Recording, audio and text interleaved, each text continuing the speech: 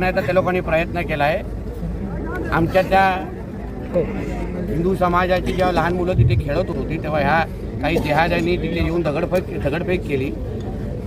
आणि मग त्यानंतर ज्या काही घटना घडलेल्या आहेत आणि आज ह्या उपोषणस्थळी मी आणि आमचे आमदार जगतापजी आणि आमचे आमदार सातपुतेजी आम्ही एकत्र मिळून सरकारचे प्रतिनिधी म्हणून आमच्या हिंदू समाजाला धीर देण्यासाठी आणि ताकद देण्यासाठी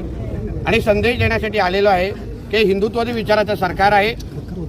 हे सरकार हिंदूंच्या ताकदमुळे स्थापन झालेलं आहे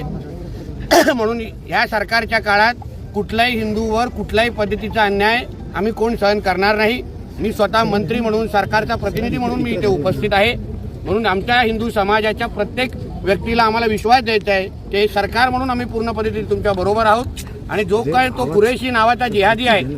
तो जे काही मस्ती इथे करतोय त्याला वाटतंय की त्याच्या अब्बाचा पाकिस्तान आहे। त्याला आता कळेल सरकार कशाला म्हणतात, पोलीस कशाला म्हणतात, त्याला बाहेर त्याची दहशत मोडून काढण्याचं काम या आमच्या सरकारच्या यंत्रणेच्या माध्यमातून आम्ही करू जेणेकरून भविष्यात कोण कुरेशी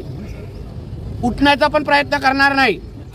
म्हणून जे त्याचे कोण साथीदार असतील ते जिहादी मानसिकतेचे कोण जे पण आमच्या श्रीगोंद्यामध्ये असतील त्यांना कळलं पाहिजे का इथे हिंदुत्वादी विचाराचा आमदार आहे, सरकार हिंदुत्वादी विचाराचं आहे म्हणून इथे त्यांची कुठलीही मस्ती आम्ही सहन करणार नाही। अहिल्यानगर जिल्ह्यामधील श्रीगोंदा तालुक्यामध्ये 2024च्या दिवाळीला एक अत्यंत अमानुष अशी काही जिहादी वृत्तीच्या लोकांकडनं ससाने परिवारावरती अत्याचार अशी घडणारी घटना त्या ठिकाणी घडली। त्याच्यामध्ये दुर्दैवीरित्या एक आमच्या हिंदू बांधवाचा त्या ठिकाणी दुर्दैव असा उपचारादरम्यान मृत्यू झालेला आहे आणि त्याच्याकरता